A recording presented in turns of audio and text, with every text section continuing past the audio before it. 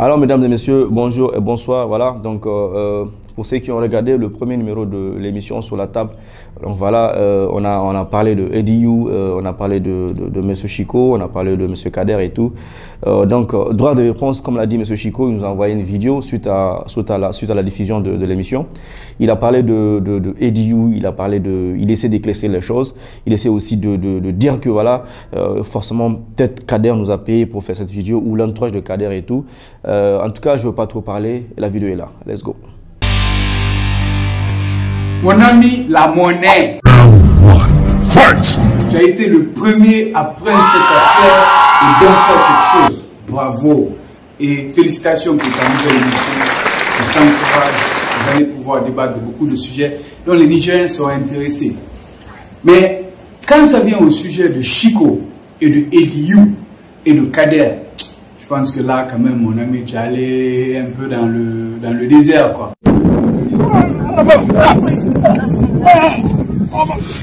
Tu vois?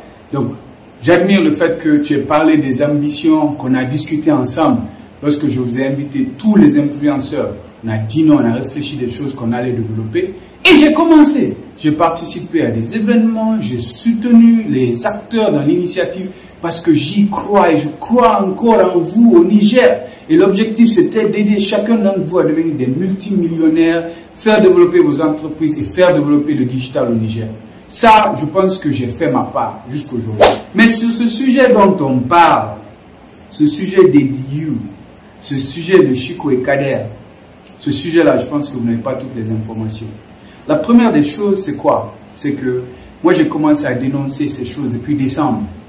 Depuis décembre, j'ai commencé à communiquer avec Kader sur la façon dont il gérait ces gens.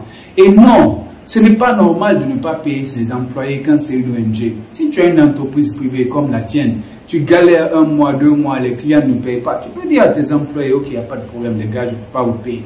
Mais une ONG qui reçoit des financements, surtout à hauteur de millions de dollars, les salaires des gens, c'est fixé pour toute l'année. Ils ne doivent pas avoir de retard de salaire. Et aujourd'hui, là, le mois de... On est en février, mars maintenant, là. À cause de ce que j'ai fait, là, du bruit que j'ai fait, ils ont reçu leur salaire de mars en février.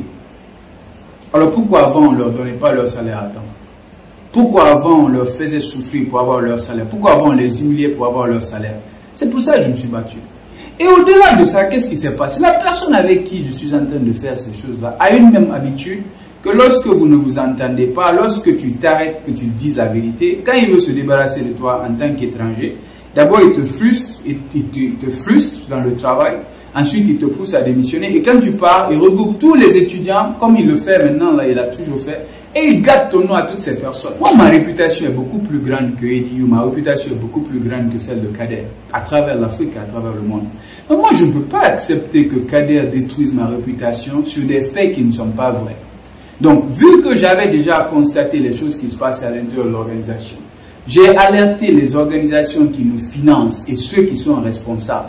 J'ai fait savoir à tous mes autres directeurs et tous les autres cadres qui étaient avec nous. J'ai écrit ma propre lettre de démission. Tout ça avant que l'affaire ne sorte en public. Et ensuite, maintenant, lui, il va aller gâter mon nom devant 200 et quelques étudiants pour mentir sur moi. C'est pour ça que moi aussi, j'ai permis au monde de savoir exactement à qui on a affaire. Et de plus, j'ai envoyé une lettre au ministre en ampliation avec le président de la République pour qu'eux aussi sachent quelle est cette personne qui est à la tête de cette organisation. L'organisation est plus grande que la personne. L'organisation est plus grande que nous tous. Et donc, elle doit continuer à persévérer, elle doit continuer à grandir. Mais le seul problème de cette organisation, c'est une seule personne et les petits gens qui sont autour de lui. Donc, vous les connaissez parce que c'est eux aussi qui vous payent lorsque vous faites des activations pour eux. That was a nice one. Okay. I'm out here. Uh-oh. Richard.